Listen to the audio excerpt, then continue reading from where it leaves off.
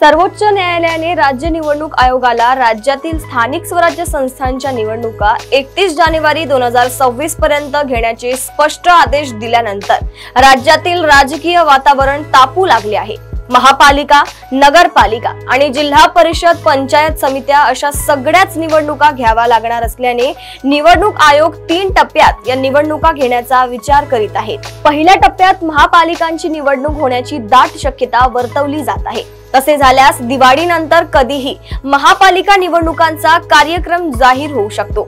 ही शक्यता लक्षात घेऊनच राजकीय तडजोडीला वेग आल्याचे दिसते। यावेळी सर्वाधिक उत्सुकता मुंबई महापालिकेसंदर्भात दिसून येते।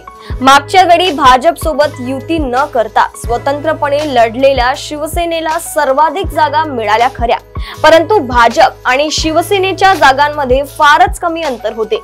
शिवाय शिवसेना बहुमताच्या आकड्यापासून लांबच होती।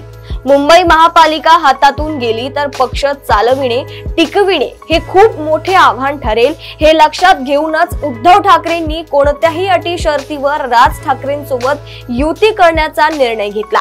राज ठाकरेंनीही त्याला प्रतिसाद दिला। हे दोन्ही पक्ष मुंबई महापालिका निवडणुका एकत्र लढणार हे जवळपास स्पष्ट झाले आहे।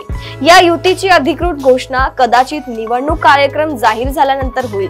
हे दोन्ही बंधू एकत्र आल्याने भाजप आघाडी समोरील आव्हान नक्कीच वाढले आहे। या युतीचा कदाचित भाजपला फारसा फटका बसणार नाही, परंतु शिंदेच्या शिवसेनेला मोठा झटका बसू शकतो। खरे घमासान निवडणुकीनंतर पाहायला मिळण्याची शक्यता आहे। कोणत्याही आघाडी किंवा युतीला बहुमताचा आकडा गाठता आला नाही तर पुन्हा फोडाफोडीचा खेळ रंगू शकतो। इतर महापालिकांमध्येही ही स्थिती येऊ शकते, परंतु मुंबई महापालिकेचा थेट संबंध उद्धव ठाकरेंच्या राजकीय अस्तित्वाशी जुळला असल्याने मुंबईबद्दल विशेष उत्सुकता दिसून येत आहे। अशाच राजकीय घडामोडी व अपडेट सोबत पुन्हा भेटूया देशोन्नती संपादकीय मध्ये। बघत रहा देशोन्नती। नमस्कार।